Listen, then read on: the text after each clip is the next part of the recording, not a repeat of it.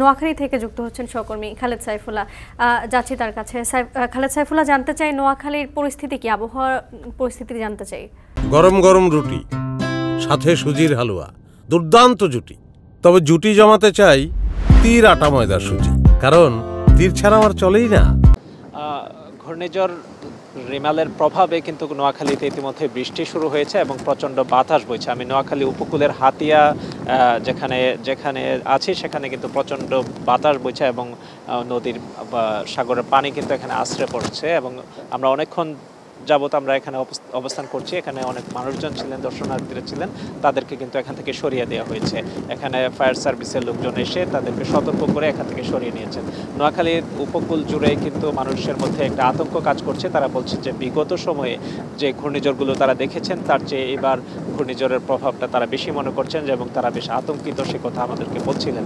এবং নোয়াখালীতে তারা বলছেন যে সারাদিনই আজকে কিন্তু এখানে বেশ বাতাস বইছে এবং তীব্র বাতাসের প্রভাব তারা আতঙ্কিত এবং হয়তোবা সেটি তারা আশঙ্কা করেন এটাতে তাদের হয়তো অনেকের ক্ষয়ক্ষতি হতে পারে।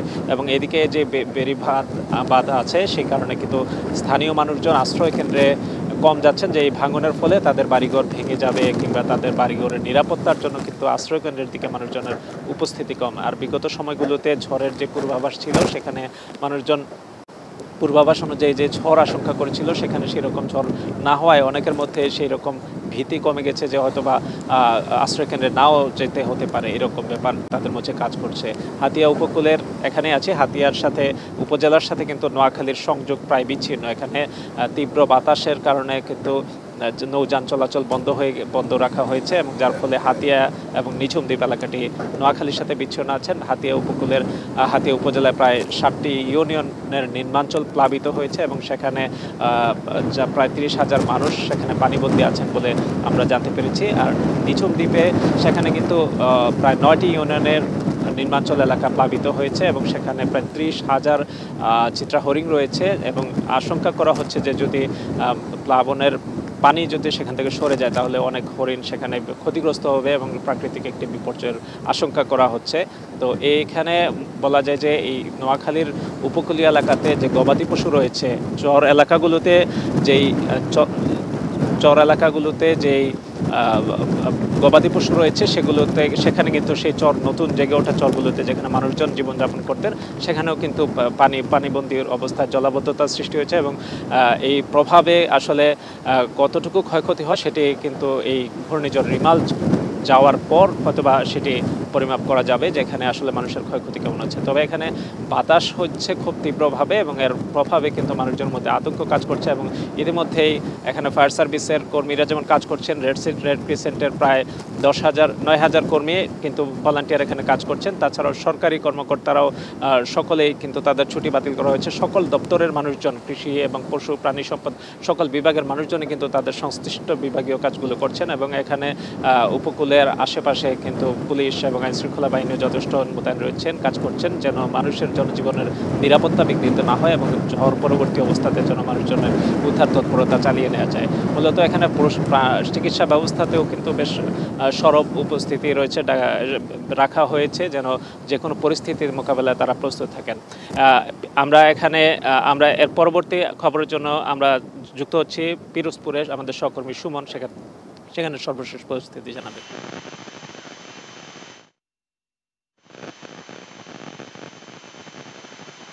খালিদ, আপনি যেমনটি বলছিলেন আমরা কিন্তু পিরোজপুর আছি। আমরা দেখতে পাচ্ছি আমরা নদ নদীতে অনেকটাই উতাল হওয়ার কারণে আমরা কিন্তু কিছুটা নিরাপদ স্থানে চলে এসেছি। যেমন ধমকা হাওয়া তেমন বৃষ্টি চলছে, যার ফলে দেখা গেছে যে একটি ঘূর্ণিঝড়ের যে আভাস সেটি কিন্তু পুরোপুরিভাবেই শুরু হয়েছে বলে সবাই ধারণা করছেন। আমরা দেখছি কিন্তু পিরোজপুরের মানুষজন কিন্তু ছোটাছুটি করছেন, যার যার নিরাপদ স্থানে চলে যাওয়ার জন্য চেষ্টা করছে। আর একটি বিষয় আমি বলতে চাই, আমি বেশ কয়েকটি সাইক্লোন শেল্টারে গিয়েছি। সাইক্লোন শেল্টারে সেন্টারে দেখেছি যে সেখানে কিন্তু বেশ কিছু মানুষ আশ্রয় নিয়েছেন এবং সেখানে তাদের জন্য খাবার দাবারের ব্যবস্থা হয়েছে, রান্নাবান্না চলছে। কেউ কেউ গবাদি পশু নিয়ে দামি বাসার যে গুরুত্বপূর্ণ জিনিসপত্র আছে সেগুলো সাথে নিয়ে কিন্তু তারা সাইক্লোন শেল্টারে এসেছে। বিশেষ করে তাদের সন্তান, গবাদি পশু এবং অর্থ যতটুকু আর কি পারা যায় একটা মানুষের সাথে, তা সেগুলো নিয়ে কিন্তু সাইক্লোন শেল্টারে আস্থা নিয়েছেন এবং স্থানীয় জনপ্রতিনিধি এবং প্রশাসন তারা কিন্তু খোঁজ খবর নিচ্ছেন তাদেরকে সার্বিকভাবে সহযোগিতা করার জন্য।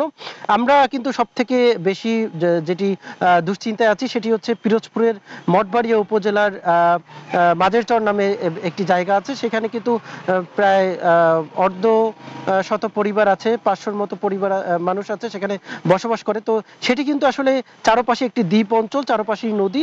তো সেখানে কিন্তু আমরা দেখেছি যে যখন দুর্যোগ আসলেই বা প্রাকৃতিক ঘূর্ণিঝড় বা আসলেই সেখানে কিন্তু অনেক সমস্যা হয় এবং সেখানে কিন্তু তলিয়ে যায়, সেখানে ঝুঁকিপূর্ণ থাকে। এছাড়াও কিন্তু কাউখালীর সন্ধ্যা নদীর পাড়, কচা নদীর পাড়েও কিন্তু আমরা দেখি যে সেখানে নদী ভাঙন হয় এবং ঘরবাড়ি নদীর গর্ভে চলে যায়।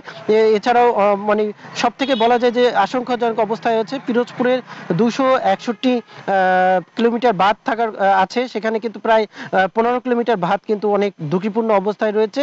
সেই বাঁধ দিয়ে ইতিমধ্যে কিন্তু পানি প্রবেশ করেছে, বেশ কিছু গ্রামে আমরা দেখেছি পানি ঢুকে পড়েছে, প্লাবিত হয়েছে।